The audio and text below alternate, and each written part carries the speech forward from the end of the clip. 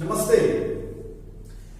ये इलेक्ट्रोकेमिस्ट्री का lecture number 2 है और इसमें हम वहीं से कंटिन्यू करेंगे जहां पर लेक्चर नंबर 1 में हमने छोड़ा था। तो हम बात करने वाले हैं इस वीडियो में इलेक्ट्रोड पोटेंशियल की। जैसा कि हम जानते हैं, जो गैल्वेनिक सेल है उसमें एक नेगेटिव टर्मिनल और एक पॉजिटिव टर्मिनल प्रेजेंट होता है। तो यहां पर जो आपका नेगेटिव और पॉजिटिव टर्मिनल है वहां पर उनका अपना अपना एक इलेक्ट्रोड पोटेंशियल होता है। ठीक है, जैसे कि अगर हम जिंक और कॉपर गैल्वेनिक सेल की बात करें तो उसमें हम ये जानते हैं कि इस सेल का नेगेटिव टर्मिनल आईपीएसी के अकॉर्डिंग लेफ्ट और जो पॉजिटिव टर्मिनल है वो राइट हैंड साइड पर होगा। तो जब ये हाफ सेल हमने प्रिपेयर किए थे तो हमने ये देखा था कि जो जिंक है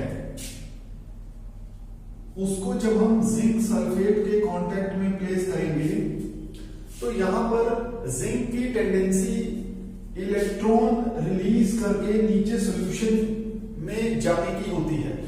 जैसे यहां जिंक एटम जो है वो मेटल रॉड से नीचे सॉल्यूशन में जाना चाहता है, तो उससे क्या होगा, यहां जो नीचे सॉल्यूशन है इसमें पॉजिटिव चार्ज जो है वो धीरे धीरे इंक्रीज होगा और जो आपका जिंक रॉड है उसके ऊपर नेगेटिव चार्ज जो है वो डेवलप होगा जब जिंक रॉड से नीचे सॉल्यूशन में आएगा। ठीक है, इसी तरह हमने देखा था जो कॉपर है, कॉपर में जो कॉपर सल्फेट का सॉल्यूशन है और जो कॉपर रॉड है, तो जो नीचे सॉल्यूशन में कॉपर आयन है वो यहाँ मेटल के ऊपर डिपॉजिट होने लगता है।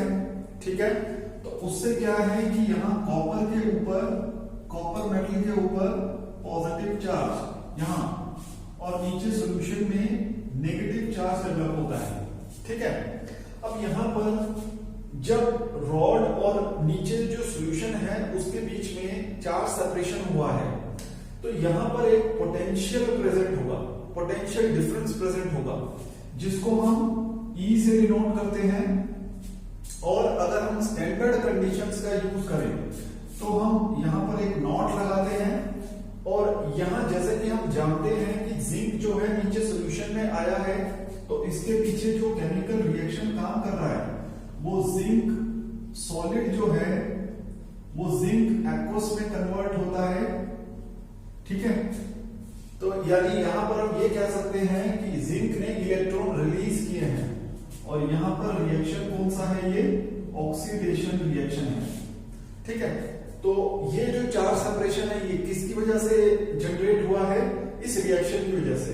और ये रिएक्शन कैसा है, ये ऑक्सीडेशन रिएक्शन है। तो यहां पर हम ये लिख सकते हैं कि ऑक्सीडेशन रिएक्शन जो है जिंक का, इसकी वजह से एक पोटेंशियल डिफरेंस क्रिएट हुआ है और इस पोटेंशियल डिफरेंस की जो वैल्यू होती है वो होती है 0.76 वोल्ट प्लस उसका साइन है। ठीक है, और इसी तरह अगर हम यहां पर नोटिस करें तो यहां पर जो कॉपर है, कॉपर नीचे सॉल्यूशन में से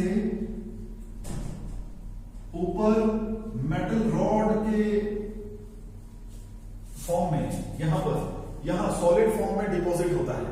तो उससे क्या है, यहां पर एक पोटेंशियल डिफरेंस क्रिएट हुआ है और ये जो पोटेंशियल डिफरेंस क्रिएट हुआ है आप देख सकते हो कॉपर ने इलेक्ट्रॉन गेन करके कॉपर सॉलिड बनाया है, तो ये रिडक्शन की वजह से क्रिएट हुआ है और इसकी जो वैल्यू होती है वो है प्लस 0.34 वोल्ट। ठीक है, तो अब हमने यहां देखा कि जो सेल है उसमें जो नेगेटिव टर्मिनल है वहां जो पोटेंशियल डिफरेंस क्रिएट हुआ है उसकी वैल्यू यहां 0.76 वोल्ट है और यहां जो रिडक्शन की वजह से पोटेंशियल जनरेट हुआ है उसकी वैल्यू प्लस 0.34 वोल्ट है। अब यहां पर जो आपका ऑक्सीडेशन और रिडक्शन हमने फाइंड किया है अलग अलग आपके टर्मिनल्स का, तो अब हम एक चीज और यहां पर जो है नोट कर सकते हैं वो ये कि जो आपका ऑक्सीडेशन पोटेंशियल होता है वो रिडक्शन पोटेंशियल के जस्ट ऑपोजिट इन साइन होता है, ठीक है। तो ये रिलेशन होता है ऑक्सीडेशन पोटेंशियल और रिडक्शन पोटेंशियल किसी भी हाफ का, चाहे आप लेफ्ट हाफ का लो चाहे राइट हाफ का लो, उनके ऑक्सीडेशन और रिडक्शन पोटेंशियल के बीच में ये रिलेशन होता है, ठीक है। अब यहां पर हम ये ऑक्सीडेशन पोटेंशियल जो है इसको हम रिडक्शन पोटेंशियल में कन्वर्ट कर सकते हैं। जस्ट हमें क्या करना है, हमें यहां पर इसका साइन चेंज करना है बस। ये जिंक के रिस्पेक्ट में रिडक्शन पोटेंशियल हो गया। इसी तरह से हमारे पास यहाँ कॉपर का रिडक्शन पोटेंशियल है, तो जस्ट हमें इसका साइन चेंज करना है, तो ऑक्सीडेशन पोटेंशियल हो जाएगा। तो यहाँ ऑक्सीडेशन पोटेंशियल जो है वो -0.34 वोल्ट जो है वो हो जाएगा, ठीक है। अब इस तरह से हम देख सकते हैं कि जब भी गैल्वेनिक सेल प्रेजेंट होगा तो उसमें एक हाफ जो है और जो दूसरा हाफ है, इन दोनों का अपना अपना एक पोटेंशियल डिफरेंस होगा, ठीक है। अब यहाँ पर एक चीज और ध्यान देने वाली है कि ये जो हमने ऑक्सीडेशन और रिडक्शन लिखा है, इसको हम इन्हीं एलिमेंट्स के रिस्पेक्ट में लिखें तो ज्यादा बेटर है, ठीक है। अब वो कैसे लिखते हैं, जैसे यहाँ ऑक्सीडेशन हो रहा है, ठीक है, और ऑक्सीडेशन जो रिएक्शन है वो ये है, और इसमें देखिए ये जो जिंक सॉलिड है ये किसमें कन्वर्ट हो रहा है, जिंक 2+ में। तो यहाँ ऑक्सीडेशन की जगह हम क्या लिख सकते हैं, ऑक्सीडेशन की जगह हम क्या लिख सकते हैं, Zn2+, और यहाँ हम वैल्यू उसकी दे सकते हैं 0.76 वोल्ट। इस तरह से ये भी ऑक्सीडेशन पोटेंशियल, बस ऑक्सीडेशन की जगह पर हमने इस तरह से डिनोट किया है जो स्पीशीज इन्वॉल्व है रिएक्शन में, ठीक है। इसी तरह ये जो रिडक्शन है इसकी जगह पर हम क्या लिख सकते हैं, E0। अब रिडक्शन जब होगा तो इलेक्ट्रॉन गेन करेगा आयन और सॉलिड में कन्वर्ट होगा, मतलब इसका रिवर्स होगा, ठीक है। तो यहां हम ये लिख सकते हैं Zn2+ 2Zn, और इसका जस्ट ऑपोजिट साइन होगा यहां पर। तो ये हो गया आपका रिडक्शन पोटेंशियल और ये है आपका ऑक्सीडेशन पोटेंशियल, ठीक है। सिमिलरली यहां पर रिडक्शन पोटेंशियल जब कॉपर के रिस्पेक्ट में लिखा है तो हमने इस रिएक्शन के बेस पे लिखा है कॉपर 2+, कॉपर सॉलिड में कन्वर्ट हो रहा है। तो इस चीज को आप ये जो यहाँ E0 रिडक्शन है इसको आप लिख सकते हो E0 Cu2+2 Cu plus 0.34 volt, और जो ऑक्सीडेशन है उसको हम लिख सकते हैं E0 Cu2 Cu2+, और ये नेगेटिव ऑफ 0.34 वोल्ट, इस तरह से, ठीक है। तो जो भी आपका गैल्वेनिक सेल है उसमें जो भी आपका नेगेटिव और पॉजिटिव हाफ है, उसके लिए आपको किसी एक चीज की जरूरत हो तो दूसरा निकल आएगा, ठीक है। तो यहां पर जैसे हमें ऑक्सीडेशन पोटेंशियल अगर पता है तो रिडक्शन पोटेंशियल निकाल सकते हैं, और यहाँ ऑक्सीडेशन और रिडक्शन को हम इसी तरह से केमिकल स्पीशीज जो है उसी को यहाँ पर शो करेंगे ऑक्सीडेशन और रिडक्शन को दिखाने के लिए, ठीक है। अब इससे आगे बढ़ते हैं। अब यहाँ पर हमने ये तो देख लिया कि जो गैल्वेनिक सेल में नेगेटिव और पॉजिटिव हाफ है उनका अपना अपना एक पोटेंशियल होता है, पोटेंशियल वैल्यू होती है। तो अब जब इन दोनों को हम कंबाइन करेंगे तो सेल का भी हम पोटेंशियल निकाल सकते हैं, और सेल का पोटेंशियल किस तरह से आएगा, सेल का पोटेंशियल निकालने के लिए E0 right minus E0 left करेंगे हम IUPAC की कन्वेंशन के अकॉर्डिंग। IUPAC ने कहा है कि जब आपको E0 ऑफ सेल निकालना है, यानी इसको हमने कनेक्ट कर दिया, सेल बना दिया और यहाँ पर हमने सॉल्ट ब्रिज भी लगा दिया, तो ये प्रॉपर जब हमारा सेल बन जाएगा तो यहाँ पर जब हमें कैलकुलेट करना होगा E0 ऑफ सेल, यानी अब इन दोनों के बीच में क्या पोटेंशियल डिफरेंस है, तो उसके लिए हमें राइट में से लेफ्ट को माइनस करना है E0 वैल्यू, ठीक है। अब यहाँ जो हमें बात याद रखनी है, ध्यान रखना है, वो ये कि हमें जो हमारा राइट हैंड साइड पर है स्पीशीज, उसका रिडक्शन पोटेंशियल लेना है, रिडक्शन पोटेंशियल लेना है, और जो लेफ्ट हैंड साइड पर है उसका भी रिडक्शन पोटेंशियल लेना है, सेम चीज लेनी है, रिडक्शन पोटेंशियल लेना है, ठीक है। तो अब जब हमें दोनों का ही रिडक्शन पोटेंशियल लेना है तो राइट में जो हमारा स्पीशीज है वो यहाँ पर एग्जांपल के तौर पे कॉपर है, और यहाँ दोनों में से रिडक्शन वैल्यू क्या है कॉपर की, ये वाली है कॉपर की रिडक्शन वैल्यू, तो इसको प्लेस कर दो 0.34 और माइनस, अब यहाँ जो है लेफ्ट हैंड साइड पर जिंक प्रेजेंट है, अब यहाँ इसकी रिडक्शन पोटेंशियल वैल्यू हमें रखनी है। तो इन दोनों में से देखिए, ये ऑक्सीडेशन और रिडक्शन, दोनों में से रिडक्शन पोटेंशियल कौन सा है, ये वाला है, तो हम इसको अब रख देंगे -0.76 वोल्ट, और इसको यहाँ पर सॉल्व करेंगे तो ये आ जाएगा प्लस का 1.1 वोल्ट। ठीक है, अब यहाँ पर भी एक चीज नोट करने वाली है कि E0 सेल की वैल्यू अगर पॉजिटिव है, ध्यान देने वाली बात यह है कि अगर E0 की वैल्यू पॉजिटिव है और नेगेटिव है, इसका भी एक मतलब होता है। क्या मतलब होता है कि अगर पॉजिटिव वैल्यू है तो इसका मतलब सेल जो है वो वर्किंग कंडीशन में है, सेल इज वर्किंग। ठीक है, यानी उसमें करंट का फ्लो होगा, आपके नेगेटिव एंड से पॉजिटिव एंड की तरफ करंट का फ्लो, या कह सकते हैं चार्ज का फ्लो होगा, करंट का डायरेक्शन उसका ऑपोजिट होगा। ठीक है, इसी तरह जो नेगेटिव वैल्यू आएगी E0 सेल की, तो सेल जो है वो वर्क नहीं कर रहा, सेल इज नॉट वर्किंग, यहां पर सेल काम नहीं कर रहा। ठीक है, तो ये भी मतलब होता है। अब यहां पर एक बात ध्यान देने वाली और है, हमने क्या किया है, जिंक को जिंक सल्फेट के सॉल्यूशन में डिप किया है, कॉपर को कॉपर सल्फेट के सॉल्यूशन में डिप किया है। ठीक है, तो अब यहां पर स्टैंडर्ड कंडीशंस पर हमने ये सारे पोटेंशियल वैल्यू नोट किए हैं। ये नोट का मतलब है स्टैंडर्ड कंडीशंस पर हमने जब जिंक और जिंक सल्फेट को प्लेस किया तो ऑक्सीडेशन की वैल्यू ये थी और रिडक्शन की वैल्यू ये थी। इसी तरह कॉपर की रिडक्शन वैल्यू और ऑक्सीडेशन वैल्यू ये थी। तो स्टैंडर्ड कंडीशंस क्या है हमारे लिए, स्टैंडर्ड कंडीशन ये है कि यहाँ ये जो सॉल्यूशन होगा, सॉल्यूशन आपको क्या लेना है, जिंक सल्फेट या फिर कॉपर सल्फेट का जो सॉल्यूशन है, आपको जो भी सॉल्यूशन है उसकी कंसंट्रेशन क्या लेनी है, 1 मोलर लेनी है, प्रेशर आपको लेना है 1 बार लेना है, टेम्परेचर आपको 298 केल्विन लेना है। ये सब चीज आप ध्यान रखोगे। ठीक है, इन कंडीशंस पर हमने ये मेजरमेंट किया है, ऑक्सीडेशन रिडक्शन और उसका भी ऑक्सीडेशन एंड रिडक्शन। ठीक है, और फिर ओवरऑल सेल के लिए भी हमने E0 वैल्यू भी कैलकुलेट की है। ठीक है, अब दूसरा पॉइंट ये है कि ये हमें E0 वैल्यू तो पता लग गई कि हर एलिमेंट की, जैसे यहाँ जिंक और कॉपर है, इनकी अलग अलग अपनी रिडक्शन पोटेंशियल है।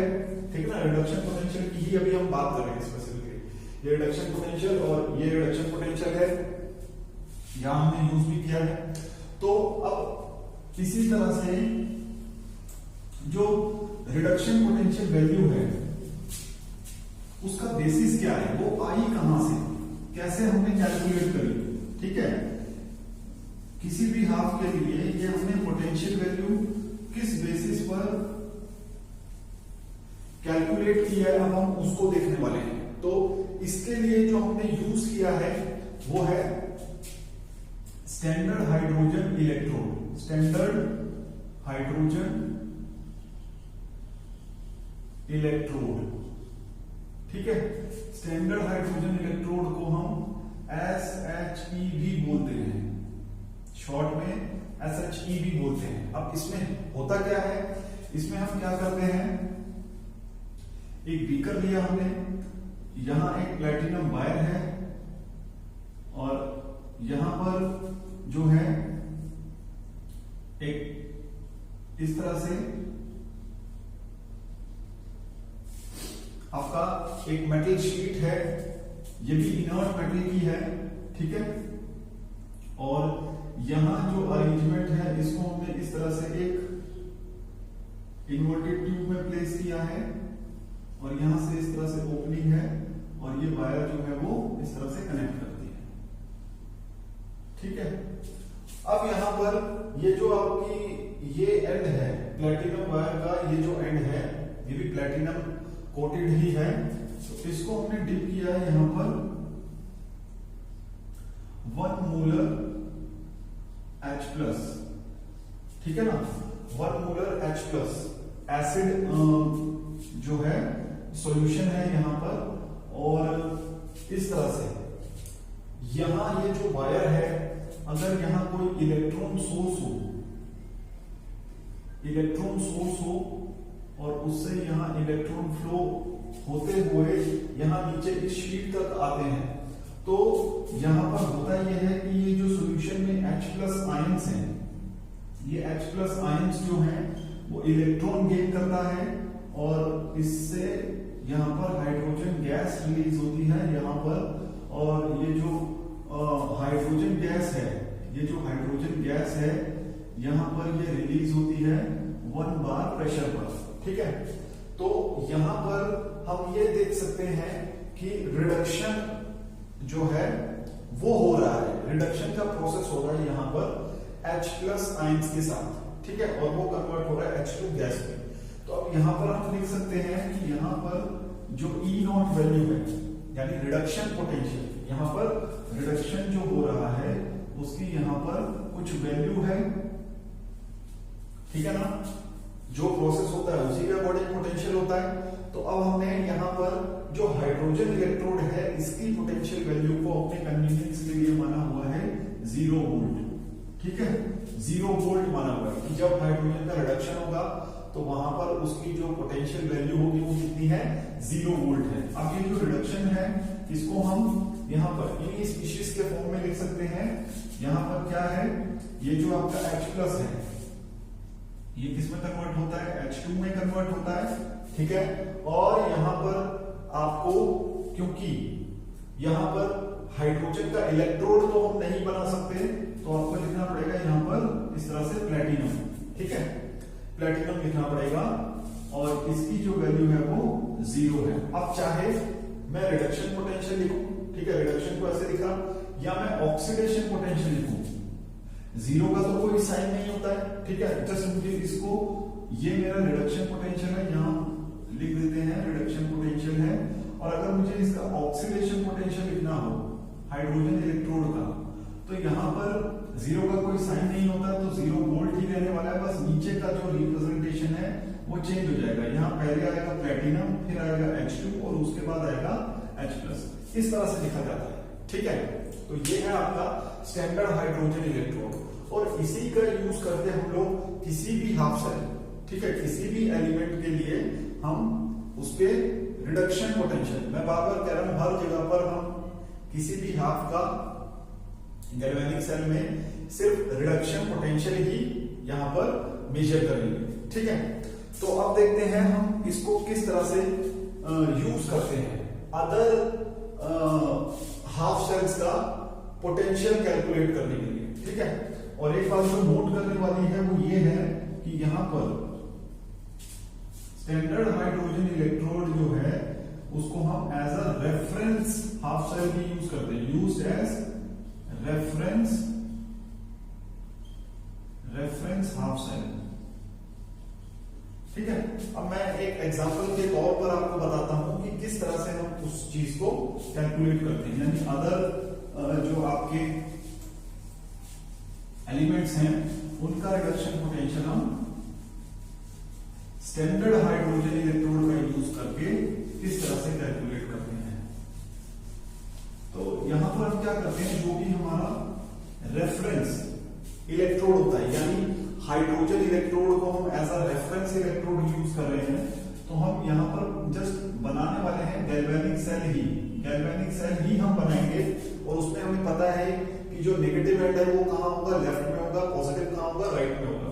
तो हम यहां पर अपने हाइड्रोजन यानी स्टैंडर्ड हाइड्रोजन इलेक्ट्रोड को इस तरह से हम यहां पर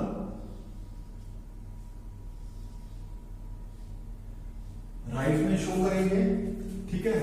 और जो आपका, जैसे मान लीजिए हम जिंक हाफ सेल का यूज करेंगे यहां पर उसके रिडक्शन पोटेंशियल को कैलकुलेट करने के लिए, तो हम यहां पर एज इट इज यहां पर जिंक और जिंक सल्फेट के सॉल्यूशन में उसे डिप कर देंगे और इन दोनों को हम यहां पर इस तरह से कनेक्ट कर देंगे। एक्सटर्नल वायर है ये, ठीक है, एक्सटर्नल वायर है ये, इससे हमने कनेक्ट कर दिया, एक्सटर्नल वायर है ये, ठीक है। अब यहां पर क्या होगा,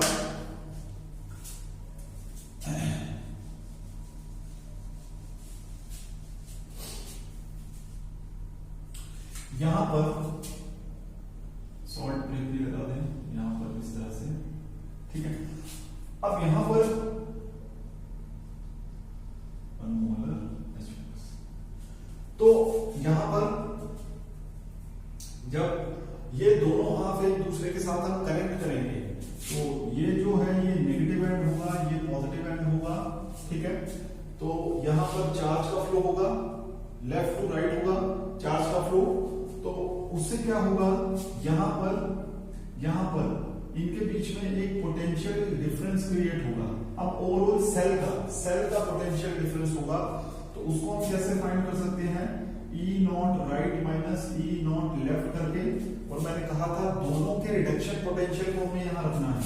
तो यहां जो रिडक्शन पोटेंशियल होगा वो E not H plus H2PT रखेंगे, और यहां पर E not zinc 2 plus 2 zinc रखेंगे, ठीक है ना, क्योंकि यहां पर Zn2 प्लस आयन है, यहां पर जिंक है, और 2 प्लस जब जिंक में जाएगा तभी तो रिडक्शन होगा, तो उसको लिख दिया हमने। अब यहां पर इसकी जो वैल्यू है यूनिवर्सल है, 0 होती है, ठीक है। इसकी वैल्यू क्या है, 0 है, E not Zn2 plus 2 Zn। अब यहां पर ये जो E नॉट सेल है, ठीक है, अभी हमें इसकी वैल्यू नहीं पता, और इसकी हमने क्या मानी है, 0, ठीक है। तो इनके बीच का जो भी ये पोटेंशियल डिफरेंस है, इसको हमने एक अलग डिवाइस का यूज करके यहां पर कैलकुलेट कर लिया, जिसको हम बोलते हैं पोटेंशियोमीटर। और इससे हमने इन दोनों टर्मिनल को कनेक्ट किया, और यहां पर जो भी हमारा पोटेंशियल डिफरेंस आया उसको हमने यहां रख दिया, ठीक है। यानी अल्टीमेटली यहां रखेंगे उसकी वैल्यू, और वो जो वैल्यू आएगी वो कितनी आएगी, यहां पर प्लस 0.76 वोल्ट, ठीक है। अब यहां हम देख सकते हैं रीअरेंज करने के बाद जो E not Zn2 plus 2 Zn होगा वो हमारा आएगा माइनस 0.76 वोल्ट, और ये आपकी E नॉट वैल्यू है जिंक हाफ सेल की, ठीक है।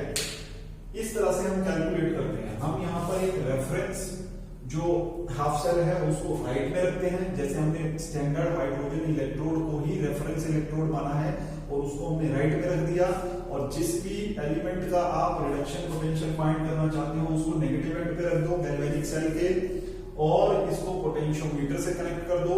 इन दोनों टर्मिनल यानी नेगेटिव और पॉजिटिव के बीच में जो भी पोटेंशियल डिफरेंस आएगा वो आपका E नॉट सेल होगा, और उसको जब आप E not right minus E not left के इक्वल रखोगे तो जो भी राइट में होगा वो आपका 0 है, जो भी लेफ्ट में बचेगा बस उसी की वैल्यू होगी, ये जो वैल्यू यहां पर दिखाई दे रही है पोटेंशियोमीटर से जो कैलकुलेट की है, ठीक है।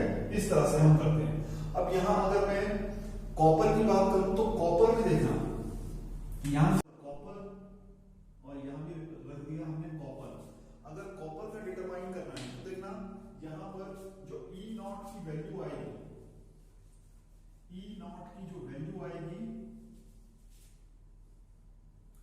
E नॉट की वैल्यू यहां पर पहले इसको लिख देते हैं क्योंकि रिडक्शन पोटेंशियल हमें निकालना है,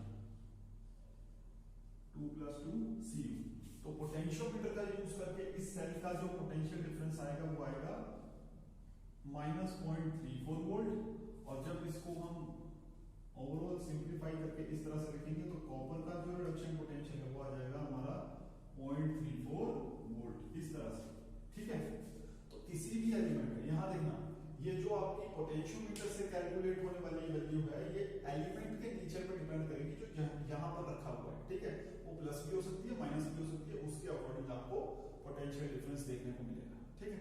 तो जस्ट मैंने यहां पर आपको एक इंट्रोडक्शन दिया कि किसी भी एलिमेंट का जब हम रिडक्शन पोटेंशियल निकालते हैं, स्टैंडर्ड रिडक्शन पोटेंशियल, तो उसके पीछे जो प्रोसीजर है वो ये है, ठीक है।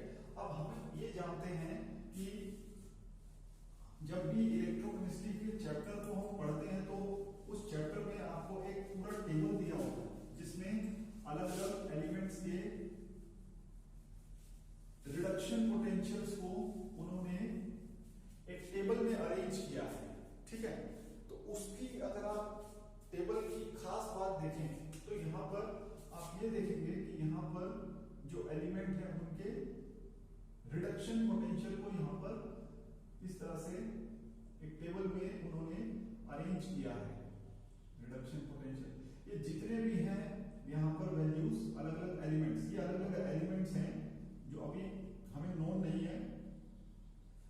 तरह से उनकी पूरी पूरी एक रिडक्शन पोटेंशियल जो है उसका टेबल बना हुआ है। और यहां पर आप देखोगे उनमें से एक एलिमेंट जो है वो हाइड्रोजन है, यानी जब हाइड्रोजन का रिडक्शन होता है तो उसकी हमने ई नॉट वैल्यू कितनी मानी है, H+2H2Pt, उसको हमने माना है 0 वोल्ट। ठीक है, अब उस टेबल में अगर आप देखोगे तो हाइड्रोजन का इलेक्ट्रोड पोटेंशियल या हाइड्रोजन का रिडक्शन पोटेंशियल कितना माना है, 0। अब इससे जब आप ऊपर जाओगे तो आप देखोगे वैल्यू पॉजिटिव होती जाएगी, और इससे जब आप नीचे जा रहे हैं तो आप देखोगे वैल्यू नेगेटिव होती जाएगी। मोर नेगेटिव होगी नीचे, मोर पॉजिटिव होगी ऊपर। ठीक है, अब यहां जैसे कि मैंने कहा ये जितनी भी वैल्यू यहां पर दी होंगी आपको, वो सभी यहां पर उस पूरे टेबल में जो आप देखोगे, बस एलिमेंट को यहां स्पेसिफाई करना है। जितनी भी वैल्यू दी है वो सारी की सारी क्या है, रिडक्शन पोटेंशियल। और ये रिडक्शन पोटेंशियल क्या होता है, reduction potential is the tendency to get reduced, और reduce की जगह पे आप ऐसे लिख सकते हो to gain electron। मतलब आपका एलिमेंट कितना इजीली इलेक्ट्रॉन ले लेता है, ये ई नॉट रिडक्शन उसी को डिनोट करता है। ठीक है, जैसे मैं एग्जांपल देता हूं, यहां मैंने E not of copper 2+2 copper, ठीक है, इसकी वैल्यू है यहां पर 0.34 वोल्ट। आयरन की रिडक्शन पोटेंशियल वैल्यू है -0.44 वोल्ट। सिल्वर की रिडक्शन पोटेंशियल वैल्यू है 0.80 वोल्ट, और इसी तरह जिंक की जो रिडक्शन पोटेंशियल वैल्यू है वो है -0.76 वोल्ट। अब यहां पर मैंने क्या कहा, ध्यान से सुनिए कि यहां ये जो रिडक्शन पोटेंशियल्स हैं, ठीक है, ये जितना पॉजिटिव होगा इलेक्ट्रॉन लेने की टेंडेंसी उतनी ज्यादा होगी। ठीक है, फिर से कह रहा हूं कि ये जो पूरी सीरीज है, ठीक है, इसमें आप नेगेटिव टू पॉजिटिव जाओगे। ठीक है, नेगेटिव टू पॉजिटिव देखो, वो जितना नंबर पॉजिटिव होगा उतनी ही ज्यादा टेंडेंसी होगी किसी एलिमेंट में इलेक्ट्रॉन को लेने की। अब यहां पर देखते हैं सबसे ज्यादा पॉजिटिव नंबर कौन सा है, सबसे ज्यादा पॉजिटिव नंबर कौन सा है, यहां पर नंबर है 0.30 -0.44 +0.80 +0.80 और -0.76, सबसे ज्यादा पॉजिटिव नंबर ये। ठीक है, यानी इसकी इलेक्ट्रॉन लेने की टेंडेंसी सबसे ज्यादा है, इलेक्ट्रॉन गेनिंग टेंडेंसी इसकी सबसे ज्यादा है, जिसका ई नॉट सबसे ज्यादा पॉजिटिव होगा, इसकी सिल्वर। उसके बाद पॉजिटिव कौन है नंबर, ये 0.34, तो कॉपर का नंबर आ गया। उसके बाद मोर पॉजिटिव कौन सा एलिमेंट है जिसका ई नॉट पॉजिटिव है, इन दोनों में से बड़ा नंबर ये है, ये मोर पॉजिटिव है। तो इसके बाद आ गया नंबर आयरन का, और लास्ट में अगर आप देखें तो नंबर आएगा किसका, जिंक का। ठीक है, तो जो आपकी रिडक्शन पोटेंशियल है, ये इलेक्ट्रॉन गेनिंग टेंडेंसी यहां पर सिल्वर में सबसे ज्यादा है, कॉपर में उसके बाद, आयरन में उसके बाद, जिंक में सबसे कम टेंडेंसी है। और यहां पर जो आपका अरेंजमेंट है एलिमेंट्स का, वो किसके बेसिस पर आया है, ये यहां पर है इंक्रीजिंग ऑर्डर, सॉरी इसको हम लिख सकते हैं इस डायरेक्शन में, हाँ ठीक है, increasing order of E naught reduction potential basically. ठीक है, जिस डायरेक्शन में रिडक्शन पोटेंशियल बढ़ेगा उसी डायरेक्शन में इलेक्ट्रॉन गेनिंग टेंडेंसी भी बढ़ेगी। इस बात को आप ध्यान रखेंगे। ठीक है, अब कभी कभी देखिए इसी बेसिस पर, ये जो आपका रिडक्शन पोटेंशियल वैल्यू है, इसी के बेसिस पर वो आपको क्वेश्चन पूछ सकता है ऑक्सीडाइजिंग और रिड्यूसिंग एजेंट के बारे में। यही से क्वेश्चन बन सकता है ऑक्सीडाइजिंग और रिड्यूसिंग एजेंट के बारे में। जैसे सबसे पहले हम बात करें ऑक्सीडाइजिंग एजेंट, ठीक है, ऑक्सीडाइजिंग एजेंट के बारे में।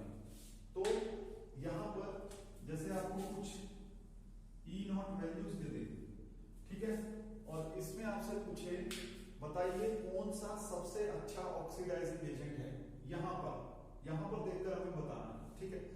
अब पहली बात हमें यह ध्यान रखना है कि ये जो वैल्यूज हैं यहां पर, ये वैल्यूज किसकी हैं, टेंडेंसी टू गेट रिड्यूस्ड, यानी इलेक्ट्रॉन गेनिंग टेंडेंसी।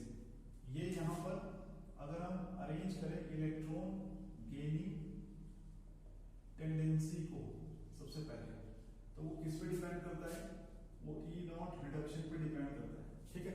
मतलब E0 रिडक्शन जितना ज्यादा होगा पॉजिटिव के टर्म में, उतनी ज्यादा इलेक्ट्रॉन गेनिंग टेंडेंसी होगी, ठीक है।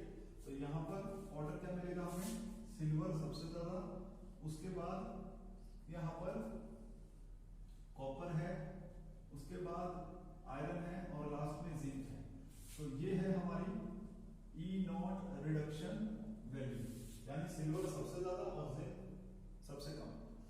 अब जितना ज्यादा रिडक्शन पोटेंशियल होता है उतनी ज्यादा इलेक्ट्रॉन गेनिंग टेंडेंसी होती है, ठीक है।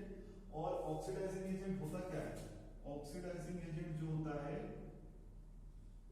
ऑक्सीडाइजिंग एजेंट जो होता है वो किसी भी सब्सटेंस से इलेक्ट्रॉन लेने की टेंडेंसी रखता है, इलेक्ट्रॉन गेनिंग टेंडेंसी, ठीक है। जितना इजीली वो किसी से इलेक्ट्रॉन ले लेगा उतना ही स्ट्रॉन्ग वो क्या होगा, ऑक्सीडाइजिंग एजेंट। ऑक्सीडाइजिंग एजेंट का मतलब क्या होता है कि मैं सामने वाले से इलेक्ट्रॉन ले लूंगा, ठीक है। तो यहां पर इलेक्ट्रॉन गेनिंग टेंडेंसी किस पर डिपेंड करती है, E0 रिडक्शन पर, ठीक है। यानी जितनी ज्यादा रिडक्शन पोटेंशियल होगा उतना ही आसान है मेरे लिए इलेक्ट्रॉन्स को लेना। तो यहाँ रिडक्शन पोटेंशियल का अरेंजमेंट ये है, तो इनके लिए इलेक्ट्रॉन लेना सबसे ज्यादा किसके लिए, सिल्वर के लिए आसान है। तो जो इजीली इलेक्ट्रॉन ले लेगा वो अच्छा ऑक्सीडाइजिंग एजेंट होगा। तो यहाँ ऑक्सीडाइजिंग एजेंट का जो ऑर्डर है वो भी यही होगा, ठीक है। अब यहां पर अगर वो आपसे पूछता उन्हीं एग्जांपल्स के बेस पर कि आप बताइए reducing agent, better reducing agent कौन होगा, बेटर रिड्यूसिंग एजेंट, ठीक है। अब यहां पर जब हम इलेक्ट्रॉन गेनिंग टेंडेंसी की बात करते हैं तो वो किस पर डिपेंड करती है, E0 रिडक्शन पर, और इलेक्ट्रॉन गेनिंग टेंडेंसी के प्रोपोर्शनल है ऑक्सीडाइजिंग एजेंट, ठीक है। यानी जिसका E0 ज्यादा उसकी इलेक्ट्रॉन गेनिंग टेंडेंसी ज्यादा और उसका ऑक्सीडाइजिंग एजेंट का जो नेचर है वो भी सबसे ज्यादा। तो यहां लिख दिया हमने, पहले E0 रिडक्शन को अरेंज कर दिया और फिर वही ऑक्सीडाइजिंग एजेंट का भी ऑर्डर होगा, ठीक है। अब यहां रिड्यूसिंग एजेंट की बात कर रहे हैं, तो रिड्यूसिंग एजेंट में जो रिड्यूसिंग एजेंट है ये जो नेचर है ये इनवर्सली प्रोपोर्शनल होता है E0 रिडक्शन के, ठीक है। यानी जिसका रिडक्शन पोटेंशियल ज्यादा होगा वो रिड्यूसिंग एजेंट कम होगा, ठीक है।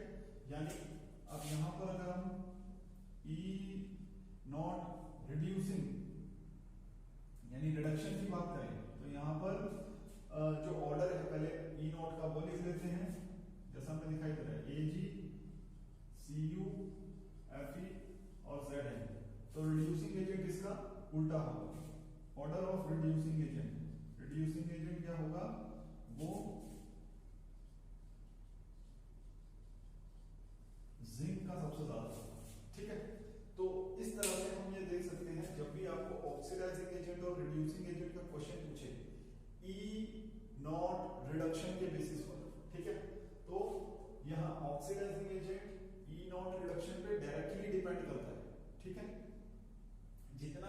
जितना पॉजिटिव आपका E0 रिडक्शन होगा उतना ही अच्छा वो स्ट्रॉन्ग ऑक्सीडाइजिंग एजेंट होगा, ठीक है। तो यहां आप देख सकते हो कि उनमें सबसे ज्यादा किसका पॉजिटिव है, सिल्वर, फिर कॉपर, फिर आयरन, फिर जिंक। तो यही आपका ऑक्सीडाइजिंग एजेंट का भी ऑर्डर होगा, ठीक है। और जो आपका ई नॉट रिडक्शन है वो इनवर्सली प्रोपोर्शनल होता है रिड्यूसिंग एजेंट के। तो जो आपके ई नॉट का पहले तो नेगेटिव टू पॉजिटिव ही अरेंज करेंगे, ठीक है। यहाँ नेगेटिव था और यहाँ पॉजिटिव, हमेशा नेगेटिव टू पॉजिटिव अरेंज करेंगे और रिड्यूसिंग एजेंट का जो ऑर्डर होगा वो इस ई नॉट वैल्यू का ऑपोजिट होगा, ठीक है। तो इस तरह से हम यहाँ पर कैलकुलेट करते हैं E naught reduction value reference cell का यूज करके, और उसी ई नॉट वैल्यू को हम ऑक्सीडाइजिंग एजेंट और रिड्यूसिंग एजेंट को डिटरमाइन करने में भी यूज कर सकते हैं, ठीक है। तो इस वीडियो में इतना ही। अगर ये वीडियो आपको अच्छा लगा तो लाइक करें, सब्सक्राइब करें। Thank you very much.